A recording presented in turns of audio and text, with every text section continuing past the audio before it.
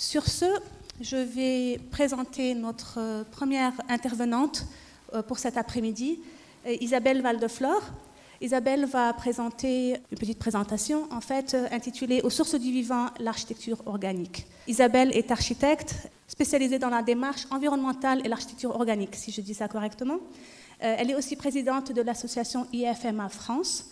Et dans sa présentation, Isabelle va nous parler du rapport entre l'architecture et les lois universelles, qui sont à l'origine du corps humain, mais aussi de la nature vivante. Mesdames et messieurs, Isabelle Waldeflor.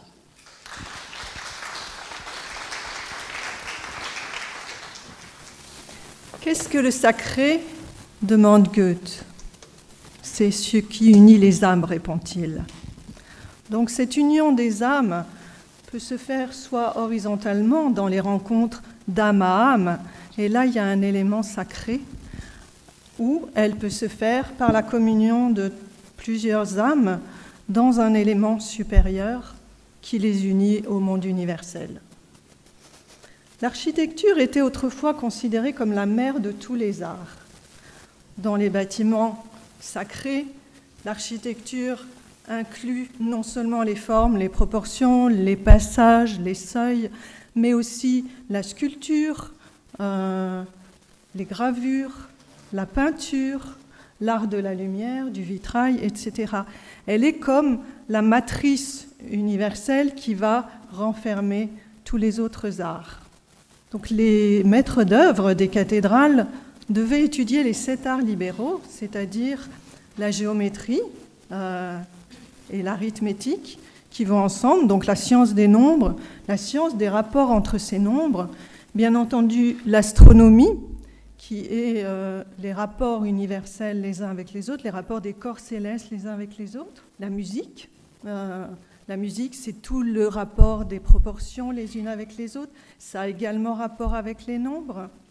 Et puis, à l'intérieur, nous avons les arts du verbe, puisque à l'intérieur de la cathédrale, c'était la parole qui devait résonner. Mais elle devait résonner en rapport avec les mesures, les proportions, la géométrie sacrée. Et donc, l'architecture sacrée a toujours mis en relation l'homme avec l'univers. Là, vous voyez l'image d'un corps humain avec tout le zodiaque, c'est-à-dire les 12 constellations du zodiaque à l'intérieur de ce corps. Et vous avez derrière lui l'autre moitié, son autre moitié, puisque l'hermaphrodite a le masculin-féminin et il est à l'image du temple universel. Alors, un petit voyage à travers le temple égyptien. Le temple égyptien a quelque chose d'hermétique. Il exprime d'immenses secrets. Le monde divin se manifeste à l'intérieur du temple égyptien, mais il se manifeste de manière symbolique, à travers des symboles qui sont à déchiffrer. Il y a, à travers la géométrie, les nombres, tous les rapports du temple égyptien, toutes les lois universelles, mais elles sont à déchiffrer. Extérieurement, il y a quelque chose de colossal, de puissant, au-delà de l'échelle humaine, bien entendu. Là, quand vous voyez un homme à l'échelle de ces colonnes, le monde divin est beaucoup plus grand, dépasse l'homme. Le temple grec manifeste plus un équilibre entre le haut et le bas.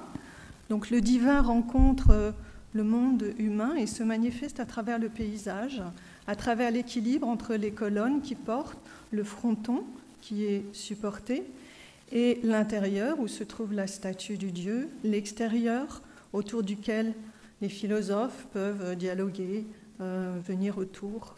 Il y a une sorte de présence harmonieuse au sein de la cité. Là, vous avez le Parthénon. Et puis la cathédrale, elle est construite au cœur de la cité. La cathédrale, elle est là pour que les fidèles rentrent à l'intérieur. Et à l'intérieur, cette atmosphère d'élévation, de prière, toutes les forces dans la cathédrale sont décomposées de manière à faire passer l'être dans une autre dimension, dans une dimension d'élévation où il rejoint le tout et où il peut s'élever. Alors, vous allez me dire qu'à notre époque, on a perdu beaucoup de sacré. C'est vrai que l'architecture moderne s'est beaucoup coupée de toutes ces dimensions, Mais un mouvement a vu le jour au XIXe siècle, juste avant l'entrée du XXe siècle, un mouvement d'architecture organique qui proposait autre chose, qui proposait de travailler à partir du vivant. Et là, avec Antoni Gaudí, on a une cathédrale moderne, une de ces grandes cathédrales, mais qui a été d'ailleurs construite tout au long du XXe siècle, avec 18 tours, donc les 12 apôtres, les 4 évangélistes, qui sont aux 4 portails, Marie et le Christ, ça fait 18. Et donc Gaudí a travaillé à partir des lois naturelles, il a exploré ces lois naturelles. Là, vous avez le principe des chaînettes, où il a suspendu des poids pour voir les lignes de force qui étaient prises par ces poids. Et quand on regarde dans un miroir, on a la cathédrale Sagrada Familia. Et donc, Gaudí était un fervent spirituel, il s'est beaucoup inspiré aussi de la nature. Là, vous voyez comment les colonnes sont conçues comme des troncs d'arbres qui se ramifient avec des branches vers le haut. Et là, donc, elle a été terminée récemment. Cette cathédrale, elle a été poursuivie tout au long du XXe siècle et récemment, elle a reçu les vitraux, ce qui donne une atmosphère tout à fait extraordinaire. Mais Gaudí a aussi travaillé sur des bâtiments. Et là, vous voyez comment cet immeuble s'appelle la Pedrera, donc la carrière. Donc comment il a essayé de rendre le mur vivant à travers les gonflements, les renflements, à travers le fait que ce mur est parcouru de vie. Là, vous avez un détail, évidemment, extrêmement travaillé dans le style espagnol. Et maintenant, nous passons à Hector Guimard. Hector Guimard est connu pour les entrées des métros parisiens. C'est le style 1900, l'Art Nouveau.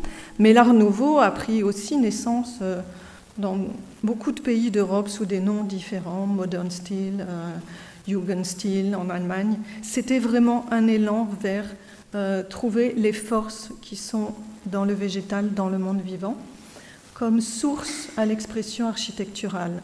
Et là, vous voyez des immeubles construits à Paris, dans le 16e arrondissement, autour de la rue La Fontaine.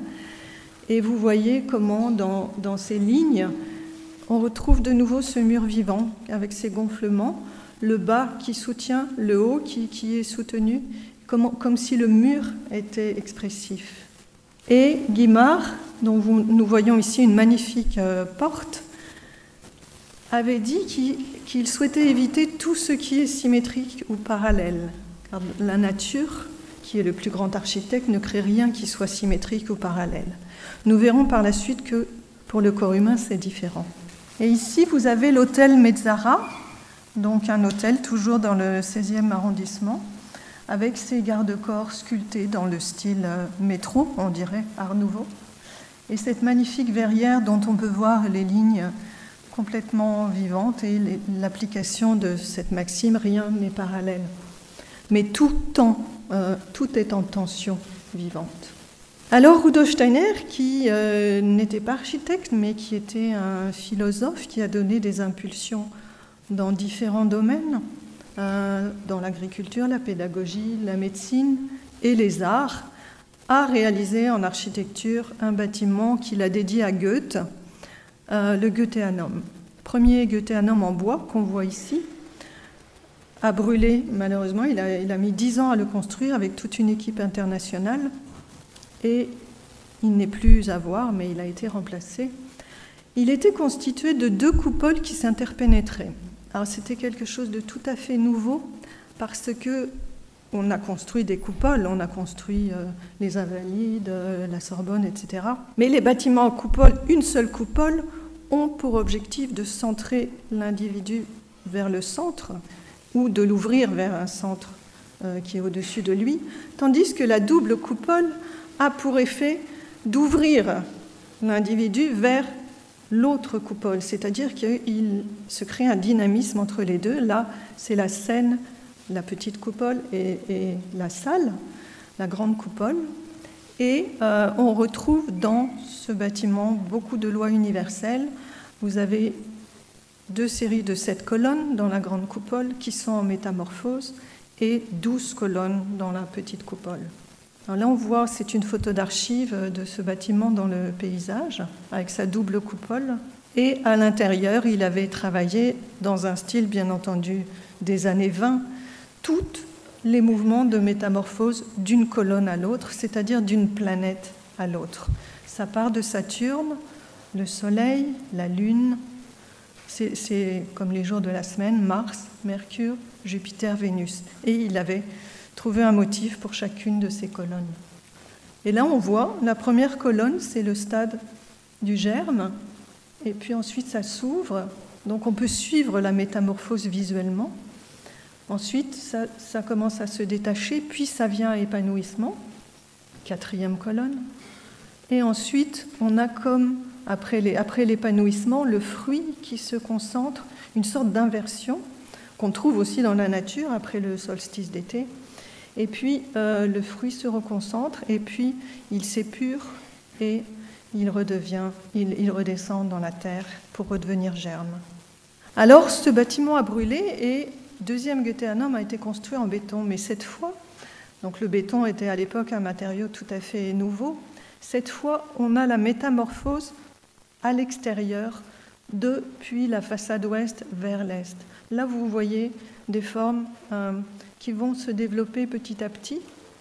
Si on regarde entre le devant et puis le côté, ça va arriver à cette colonne qui sort carrément du bâtiment, qui se retourne, il y a un retournement, et puis ça se simplifie vers l'arrière. C'est-à-dire qu'on a le vécu du béton dynamisé en métamorphose. Et à l'intérieur, un usage des couleurs, un usage des formes aussi, qu'on ait l'impression de monter. Et là, on voit les vitraux de la grande salle qui créent une atmosphère aussi de vitraux. Une véritable harmonie de l'âme ne peut être vécue que quand se reflète pour les perceptions sensibles ce que l'âme vit à l'intérieur, comme ses pensées, sentiments et impulsions les plus élevées. Frank Lloyd Wright, grand architecte américain, connu pour cette maison sur la cascade, qu'il a vraiment intégré à la nature. Frank Lloyd Wright a cherché à intégrer la nature dans ces espaces. Il a créé des maisons style prairie, des grands espaces ouverts, avec des toits qui dépassent, qui filent, mais surtout son art, c'est la composition organique. Frank Lloyd Wright a su, comme personne, composer comme la nature le fait. Et la nature compose de manière à ce que toutes les parties soient reliées avec une unité. C'est-à-dire qu'on a une unité qui est supérieure, dans laquelle chaque partie trouve sa forme et sa place. Si on regarde en détail ces maisons, on voit cette harmonie, le nombre, les rapports, les proportions et la composition organique. Là, c'est une maison construite sur le modèle d'un temple maya. Et enfin, le Guggenheim Museum de New York, bien connu, en forme de spirale. Et pour lui, l'architecture organique était basée sur la conviction que l'art, la science et la religion sont un. Cette unité. Alvar Aalto est un grand architecte finlandais qui est un petit peu plus tard que ses premiers pionniers et qui, lui, a introduit dans l'architecture moderne contemporaine qui allait dans l'épuration une mise en forme organique qui rappelle la vie organique naturelle. Et là, on voit une église. Si vous regardez la toiture, c'est une sorte de rampe de ski en pente, mais à l'intérieur, tout converge vers l'autel. Vous avez une pente qui descend vers l'autel, vous avez une intensification vers l'autel et une ouverture, démultiplication sur l'arrière. Vous avez un rapport entre le devant et l'arrière qui est extraordinaire dans la multiplicité. Et donc, il savait faire que l'espace s'ouvre, se ferme, se replie avec liberté et expressivité. Alors, Ton Alberts, c'est un architecte hollandais. Là, vous voyez l'escalier de l'Union du gaz. Il lui fut demandé par le directoire d'une grande banque hollandaise de construire le siège d'une banque, la banque ING, une des troisième grande banque de Hollande, qui a voulu faire quelque chose d'exemplaire sur le plan organique, mais aussi sur le plan environnemental.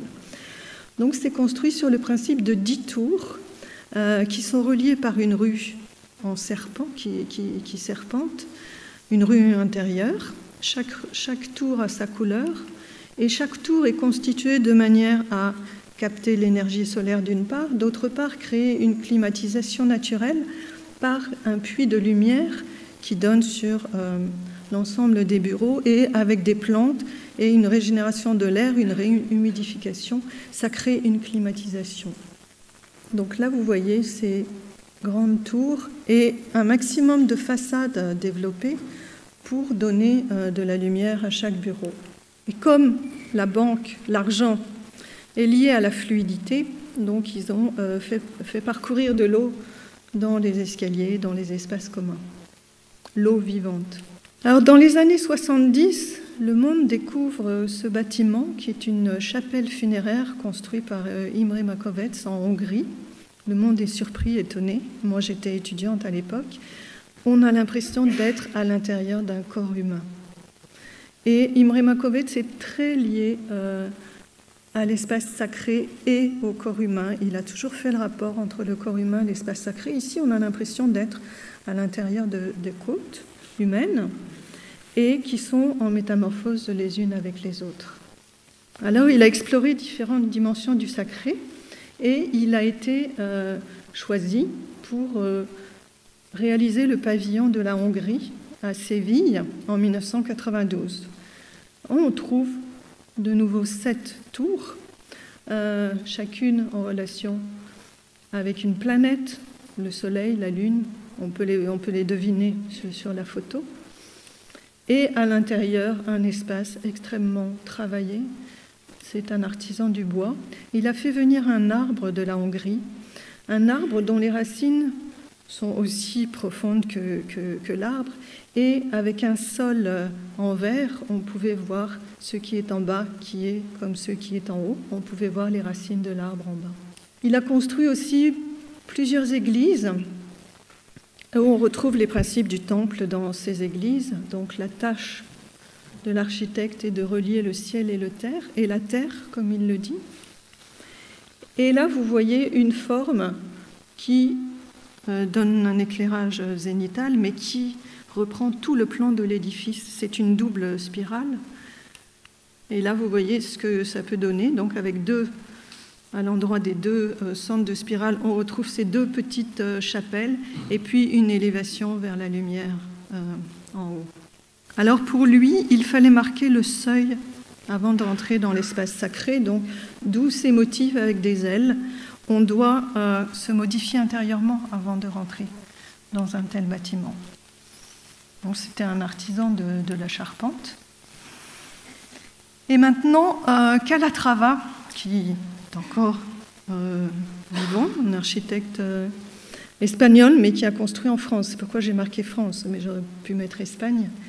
Et donc, Calatrava a travaillé sur le corps humain aussi, mais le corps humain quand il est en activité de portée. Comment les bras s'arc-boutent, comment les jambes s'écartent, comment le corps est mis en tension. Il a construit beaucoup de ponts. Et là, on a un magnifique exemple d'une gare. Là, vous pouvez regarder, on a l'impression que les bras s'ouvrent et que les jambes se referment. Il fait beaucoup d'esquisses où il dessine le corps humain. Et là, on a la rencontre entre la gare et l'aéroport au-dessus, dont on voit le mouvement aérien. Je dois dire qu'on a une émotion réelle quand on marche à l'intérieur de ce bâtiment. Et Ricardo Porro, qui est décédé il y a peu de temps, c'est un lycée qui s'appelle La Colombe. Et donc Ricardo Porro partait de la vie qui se déroule à l'intérieur du bâtiment et dans son travail de conception, il essayait d'arriver à une image, d'élever chaque geste du quotidien vers une image. Et donc cette image, ce lycée, c'est la colombe.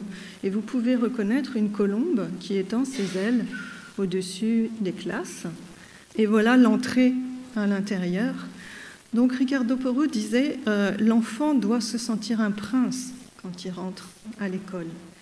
Et dans ces lycées-là, Il n'y a pas de tag. Les enfants se sentent respectés. L'homme trouve sa dignité. Et là, on voit le bec de la colombe au-dessus de l'entrée qui vient protéger les enfants. Ça, c'est un hôpital aussi, au Mureaux. Donc, le patient doit se sentir aussi respecté. Et voilà l'intérieur de l'entrée de cet hôpital. Le monde doit être romantisé. Il se qualifiait comme romantique, c'est-à-dire élever ce qui est banal, donner la dignité de l'inconnu à ce qui est connu, un halo d'infini à ce qui est fini. Et pour terminer, je montrais quelques images rapides aussi de maisons. Donc ça, c'est, je vous ai montré les grands précurseurs. Là, ce sont des architectes contemporains qui travaillent dans ce sens-là. Donc une maison que je trouve une des plus belles maisons dans la nature, avec son arrondi. Ça, c'est une école, la pédagogie Rudolf Steiner, en Norvège. Ça, c'est une salle à Verrières-le-Buisson, une salle de spectacle aussi pour une école Steiner. Une crèche d'entreprise pour les enfants. Et pour terminer, donc un projet communautaire, un projet d'avenir, puisque l'architecture vivante permet de créer des liens autant avec l'environnement, ce qui nous entoure, mais les uns avec les autres. Ça, c'est un projet d'éco-quartier socio-écologique, tout à fait modèle. Et vous voyez que les bâtiments constituent des îlots les uns sur les autres, où toute la nature est favorisée à l'intérieur, mais aussi les rencontres les uns avec les autres. Et les habitants de ce quartier font eux-mêmes leur jardin.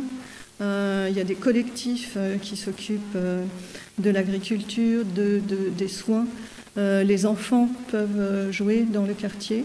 Une architecture organique variée de couleurs vivantes et la couleur. De tels projets ont des dimensions universelles qui ouvrent vers l'avenir aussi, vers demain, vers des formes de participation et des formes de respect de la nature, d'écologie, mais aussi de participation et de communauté. Et donc, ça nous ramène au début. Le sacré, c'est bien ce qui unit les âmes. Merci.